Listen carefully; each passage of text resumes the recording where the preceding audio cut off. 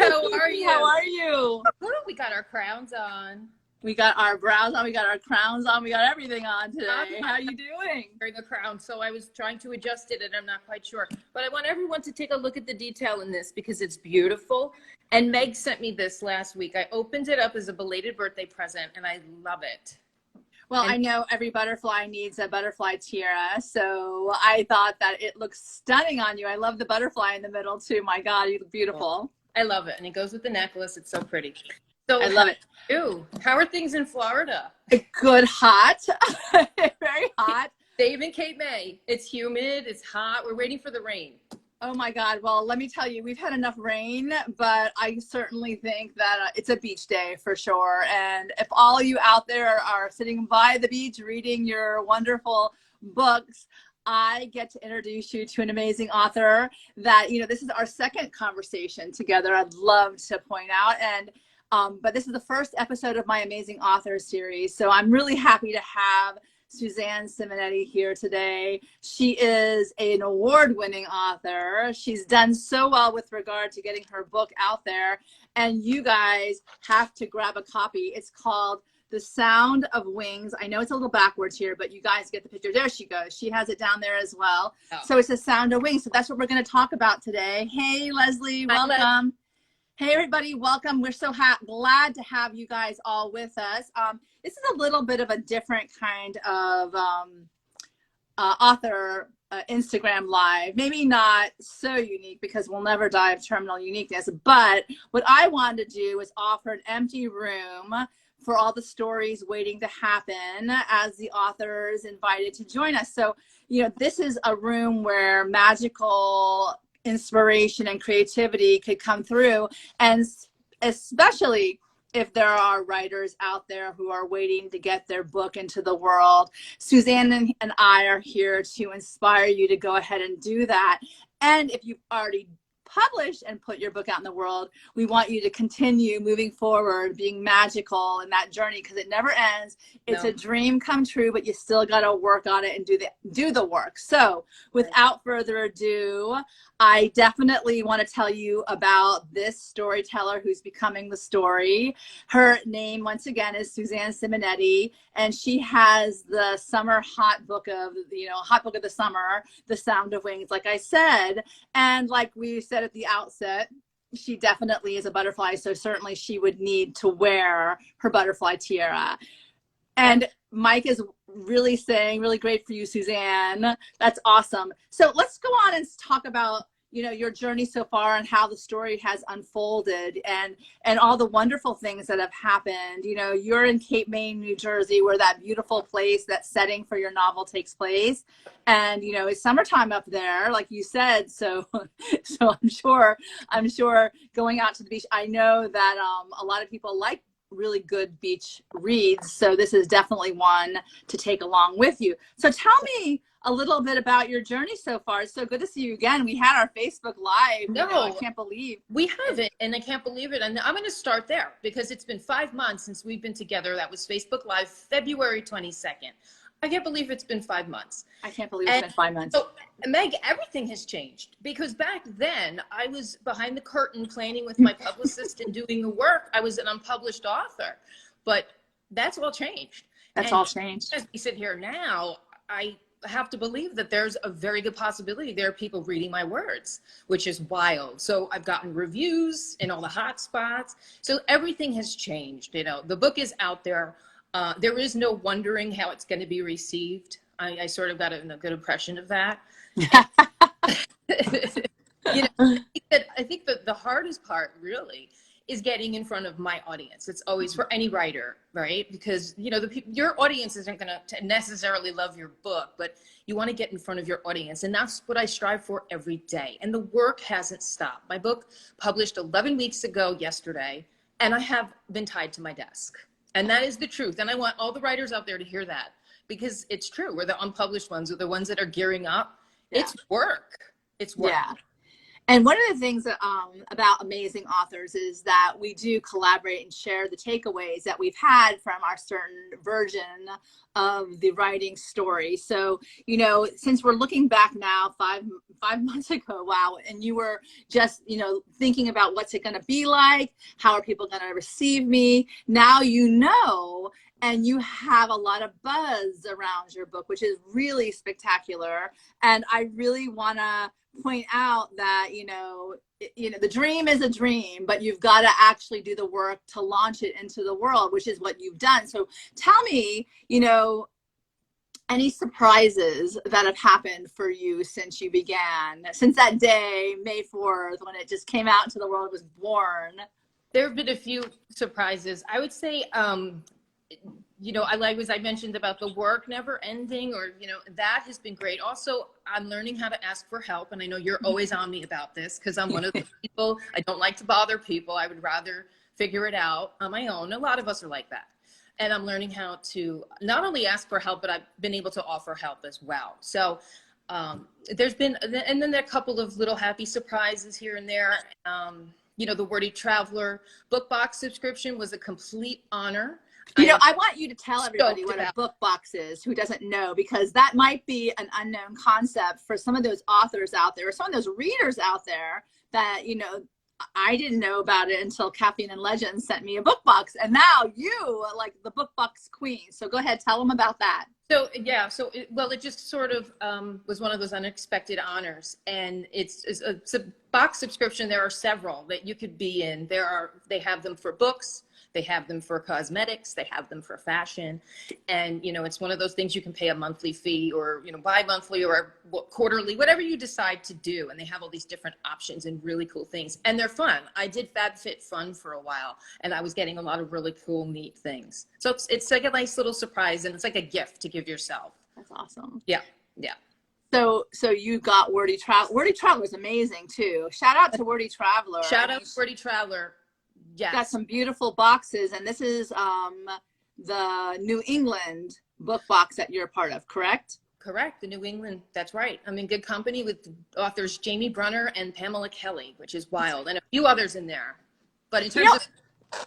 I want to tell you, that's fantastic. I want to commend you on that. I mean, literally, if there's one thing that people need to know, is that once you have a really solid product, and that's what you've been working on for how many years, you know, making sure your book is good, is solid, it is ready to go. But right. Once you get out there, then really the bottom line is you've got to, like you said, get in front of your audience. So any surprises with regard to that other than the Wordy Traveler surprise?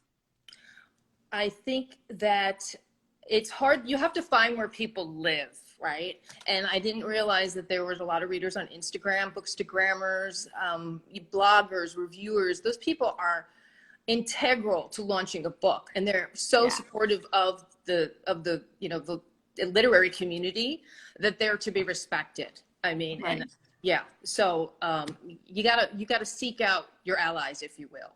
Well, like Sue's approved book tours is amazing. Like, she gets out there like crazy, and she's lovely too, mind you. The woman is, and you connected me to her. That's so right. Thank you for that. But, you know, people like that who just love books and love reading. I mean, I always say, if you want to heal the world, start reading, just start reading different perspectives, you know, and getting a grasp on more outside your box that there is, and there's nothing better to do that than a book. So that's right. I have to tell you, I haven't always loved reading, but once I think Count of Monte Cristo was my breakthrough book. I was like, oh my God, because I think that was the first time that I went on an adventure to a place that, you know, as a young preteen, you know, I never even imagined, and I knew that will never happen. I mean, like, literally, this is back in the French, you know, back in the times, but, you know, being tucked away on an island in a jail cell, you know, and then all that came. So I fell in love with the storytelling. I don't know, was there a particular book that you had that opened up your world to reading, and then of course writing? Oh wow, Meg, I could name a lot of really amazing books. From Jane Austen to Ellen Hildebrand. I do love the Jane Austen classics. Yeah. Because I love getting lost in the hillsides and the little dramas and just the picturing the decor and the outfits. But I also love a great beach read. You know, learn like the beach town. I love that feel, sticking your feet in the sand. Oh, and yeah. Dramas that happen in a beach town. So I'm a genre hopper. You know this about me. You are a good genre. I love it's like I'll you know, I think people who are genre hoppers do, you know, take the, you know, take the you know, life out of the, you know, they just absolutely embrace all different arenas, which you probably are a huge foodie too. Like you love to go out and experience different tastes, different everything, seeing different perspectives. I love that about you. Yes. And I think that as well, you have an appreciation for the value of different kinds of storytellers. Now, let's go back to you being the storyteller. You know, now your book is out there, obviously.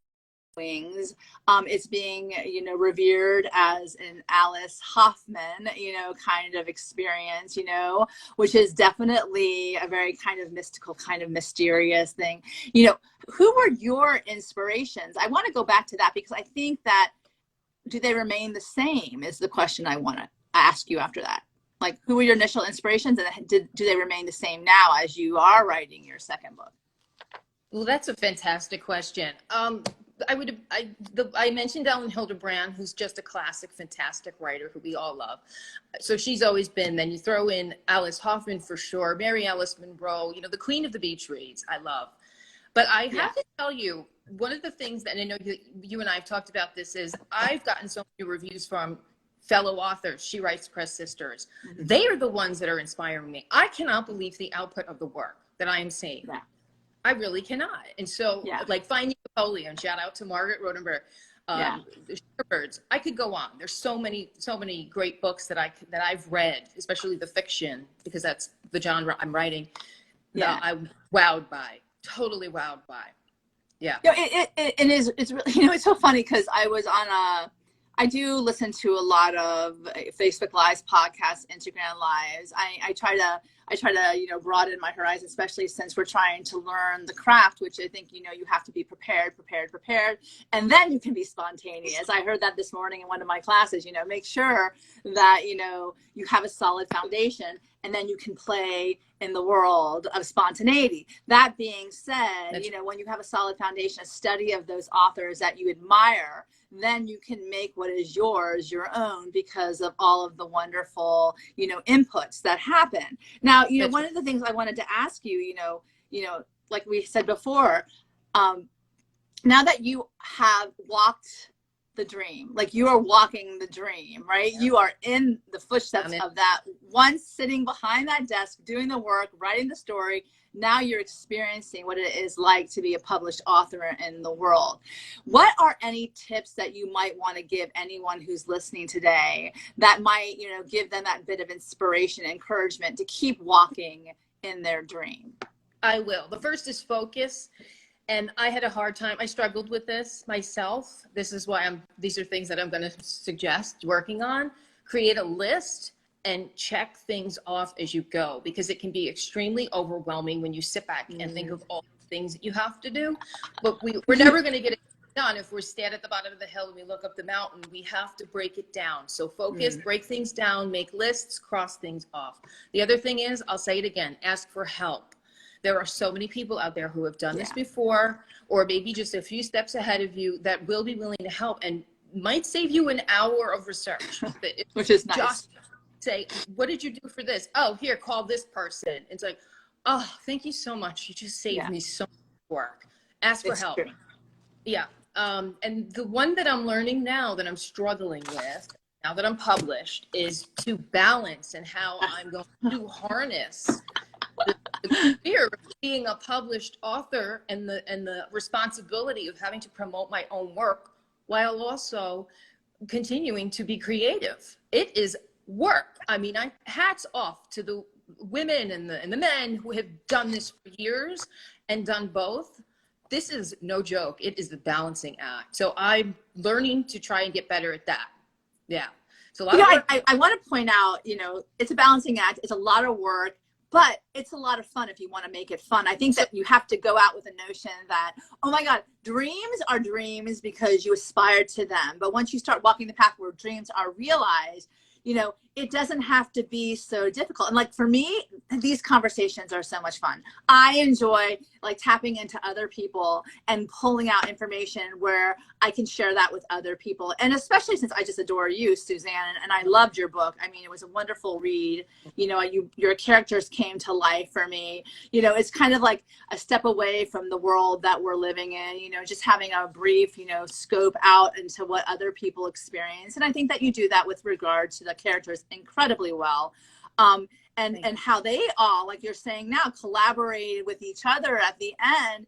And that goes to the point where we're saying right now, even with authors or readers or whatever, you can't walk this journey alone. We're never really alone. So there's really no point in just saying you can do it all, because that is exhausting. And I can, to that point, set out that, you know, you even wrote to me yesterday. I was like, I feel like I'm going about 1 million WTFs a minute or hour or whatever. And you're like, I'm really worried about you. And I'm like, yeah, I don't have the balance thing under control. No. No, and while we're at different stages, because you're 7 weeks, I think it is, away from your launch, and I'm 11 weeks behind me, still there's this element of balance that we need to, like I said, harness and try and get under control, pull in those reins, if you will. And it's a job, but yes, have fun. I'm wearing a tiara. I am wearing a crown. You have to have fun. You mean, you got to, right? Well, yes, you have to. People don't understand that, you know, happiness is really a good goal to have. And certainly by doing what those things that align our passion or purpose, it is a point you can have fun. You can have fun. And the bottom line is that when the fun stops, maybe you need to take a step back, take a deep breath, and figure out what you're doing to balance that in your life, for sure. Yeah. So jump off the point, because you've given me so much great advice, because we are in pretty much daily contact, the two of us. And I remember there was a lull the day of my birthday where things were a little quiet. And I said, I don't know what I don't know what I should be doing, but I feel like I should be doing something. And you said, oh, just sit back. It's your birthday week. The seeds have been planted. You've done so much work, and those seeds, right now things are happening in the unseen. And I was like, man, did I need to hear that. And so I'm holding on to that too, because it's like waves. It's like, you know, we do the work, then you step back and you take a breath, and you have to just trust that things are happening, things are moving. And so thank you. That really helped me a lot. Well, you know, obviously, and Juliet's saying that why not try to have fun every time we co-create with others? I think that is a process of co-creating. Even when I shared that, you know, bit of encouragement or insight, you know, okay, you can step back and you can enjoy because you planted a lot of seeds, and let them germinate a little bit, you know? And, you know, I want to go back and say, you know, I get emails when I'm feeling really kind of depressed and really kind of like, what am I doing here? I get an email out of the blues, like Valerie this morning from our you know, cohort, you know, and it just shifted my energy for the day. And sometimes that's the only thing that we really could need for that moment in time. So it's really kind of wonderful as authors that we stand with each other and support each other, because I really believe the storytellers become the story. I've always thought that. My book club always says, you know, I'm like, I don't care. Sometimes they don't care about the author, but the reality is, for me, I get another insight into the characters when I get to have conversations in my head sometimes, because some of the big ones I haven't spoken to in person, but, you know, having conversations with the authors, what went through your mind? How did you process? So I want to shift on this note to the amazing author concept and ask you, what are some secrets that you didn't know that you might want to share that may have become your takeaways, you know? So 3 at the most, you know, but nothing, you know, that you can share with other people that might be that inspiration and encouragement wherever they sit today. Okay. What you mean as far as like the book promoting, or writing the book, writing the story? Well, whatever secrets you want to share, you know, is it writing? Is it promoting? Is it, you know, just dancing with your books? I don't know. Whatever things. I'll go back to the inspiration, because behind the craft, if we can, because that's really what I can't wait to get back to myself. And I think one of the things is, if you have a scene in your mind, to write the scene. Just write the scene. Don't worry if it's supposed to be chapter 17 you know, at the end of the book, get it down on paper. And even if you just have a bunch of scenes, those are words down on the page that you didn't have there before. So I love that. Keep working, keep writing, find that balance and get a schedule. That's the next thing. A schedule is so important. Yes. Let me write that down for myself. Yeah. You know, I just did a wonderful mid-year vision board. I need all you visuals out there, you know, it kind of fine tunes those goals and aspirations. And I can't believe we're in July and this is already the middle of the year, but it fine tunes those goals and aspirations that we start with.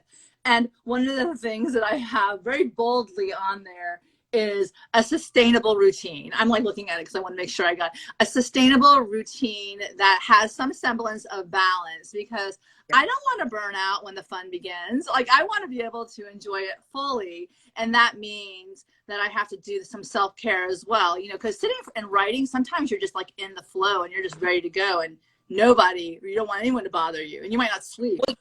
Well, absolutely true. What you just said.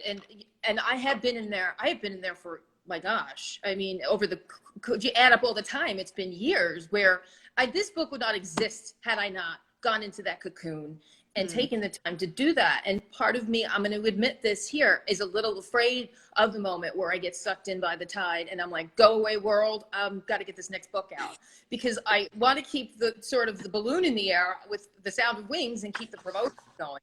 Yeah. So, but I think the beautiful thing is that it'll always exhilarating. Yeah. I think that Sound of Wings will always be your first book baby, right? It's like your first child, your first book baby. It'll always have a special place in your heart. I know that this is not the first book that you've written. You have other manuscripts, but the first one you basically birthed out into the world that is finding its way. So I think it's always going to be a special moment. And I love the fact that, you know, you say cocoon because that's what you did. And now that you're like out of your cocoon, now you're the butterfly. So you get to fly with it. And I don't ever think you ever stop, right? No, you don't. You keep fluttering and there's going to be other metamorphoses. I think that we're going to be in the chrysalis phase with our art, with regard to my art. Right. Me, as you know, coming out as an author, I feel, well, how do I say this? I've arrived. I feel like, okay, but it's time to get to work. You know, I always imagined, you know, this is not your first career. You were in corporate, then you were in personal training, and now you are in this wonderful writing spectrum. The reality is that, you know, I think there's a quote, and I love this quote, and I forgot who said, the privilege of a lifetime is becoming who you are. And I think at each level, you bring more of who you are alive to be shared with others. And I think that that's the beauty of writing books, because as you tell your stories, that's something that gets to happen. So I get to go back to favorite moments for you, because I know you've had them. And I want you to tell us, what was one of your favorite moments so far on this book journey? I'm going to say, for some reason, my NetGalley reviews are trickling in. I told you this, and I got a review yesterday. I'm going to give a shout out to this one book review who was a librarian, and she used to vacation in the Wildwood, Cape May area for many years and was blown away by the book. Gave me 4 out of 5 stars, which is wonderful. But she loved the characters and said that it was like taking a trip back in time for her, because I was pointing out all these different areas in Cape May. I was like, it blew me away. I mean, you can't pay for a review that good. You just can't. Yeah. I was like, touching people in the town, that has meant everything to me. Oh, that's awesome. Yes. And you know, there are other favorite moments you've had, especially yesterday. Where were you in this town of Cape May? Yesterday, I went over to the best little gift shop in Cape May called Whale's Tail. And I showed up because I saw that they ordered more books, and I showed up. They saw Jamie, who works over there, who's absolutely lovely. And she came over with a gigantic bin of my books, and I went upstairs and I autographed each one, and I gave them bookmarks for the books. But that was a moment. I do want to share this beautiful photo that you took. I know I didn't ask you permission, but you did send it to me, so I get to share it. So this is Suzanne yesterday signing those books at the Whale's Tail with Janie. Her name is Jamie.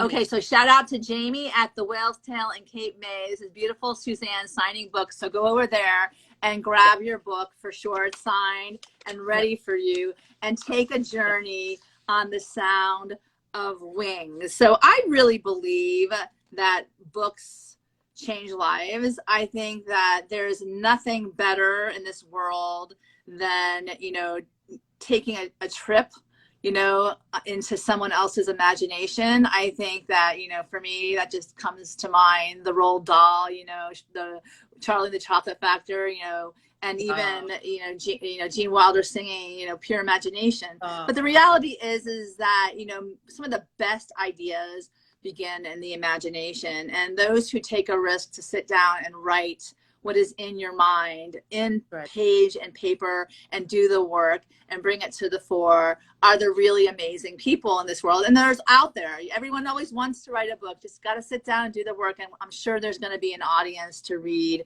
that beautiful story that comes out of your imagination, just like Suzanne's.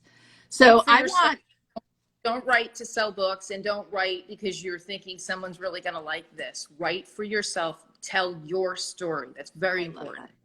I think that's an amazing point. And on that point, I want to also, at the end, I want to point out our 3 takeaways for this interview, because I think it's really important that you guys have all given us your time.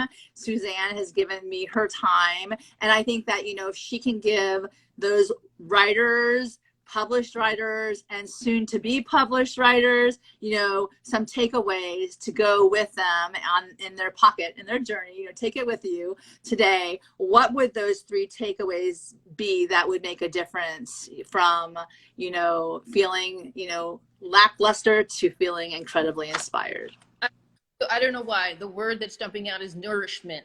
Nourish yourself, your soul, your mind, your body, whether it's taking time for reading, whether it's preparing a healthy meal, taking a walk, making time for exercise. Nourish your body. And so then that will feed into restoration. I think that's also, I think it's important to remember self-care. I think those things sometimes fall by the wayside when we're so focused. I'm speaking to, I would say this too, Meg. So yeah, restoration, nourishment, rest. And allow time for just downtime. If you just want to, I did that. I have to tell you, this is funny. I just tell you this. It was like, I think it was April, weeks before my launch. I was going crazy. And my publicist, fantastic, Caitlin Hamilton Sumi, we had a great time together. But I just reached a point where I had enough and I wanted a break. So what did I do? I grabbed Kristen Hanna's The 4 Winds, and I sat myself down 2 days and I read the book. And I'm like, I'm not going to do anything. I'm going to read this book. It was wonderful, by the way. So do that. No matter when you have to pull the curtains and make time, do it. Yeah. So I want to thank Juliet for pointing out her 3 takeaways. She's listing them for us, which I always love the help. She is the founder of Juliet Works. Awesome. Nourishment, restoration, rest, and taking time for yourself. I think that you gave us one extra bonus, which I love also that advice. So, great writing, like I said, stirs emotions, makes us feel like we are able to step into a world that we might not have known had it not been for that author being vulnerable to that story. And like I said, makes a difference because your words get us to think. And I think that if there's anything that we can take away from this interview as well, for me, it's the collaboration process and the support from other people, in addition to, being really happily surprised that the journey is even perhaps better than you even thought it was going to be. It is wild ride. I love every minute of it. It's really been wonderful. And you know that. And that you get to wear butterfly tiaras. I'm sorry, say it again. I love it. You can attest to that. I've been having fun. I mean, we have so much fun. Yeah, and I think that that's really another important point that I have to remind myself often, is that, it's time to have fun. So with that, I want to thank you all for joining us on the first episode of Amazing Authors with Suzanne Simonetti, and encourage all of you. Thank you for having me. Oh my God, I'm so happy. Let me tell you, I told you I love talking to you. I mean, with a name like Suzanne Simonetti, how can you miss, for sure? And I love it. Suzanne Marie, she's French, people, you know, Simonetti. French Italian for sure. You know, really, I love it because I was watching Adriana Trigiani, a shout out to her, and she's a big supporter of Italians. And I have always felt that, you know, I love my heritage and I do love to learn about others as well. But I do love, you know, the whole, you know, foundational. So whenever I hear someone who has an Italian last name, I get excited for sure. But I definitely want to encourage you guys all out there to get Suzanne Simonetti's book. Go support Wordy Traveler, get a book box, do a quick stopover at the Whale's Tail and see Jamie and grab a book there. You know, all these different booksellers are supporting authors, and it's really wonderful that we support them as well. In addition, I want to thank all of you for showing up today. I have enjoyed this very much. Suzanne, you are amazing. And I want to tell everyone once again, an empty room is a story waiting to happen, and you are the author. So go out there and go create magic and inspiration wherever you go. Have a wonderful day, everyone. Bye. Bye.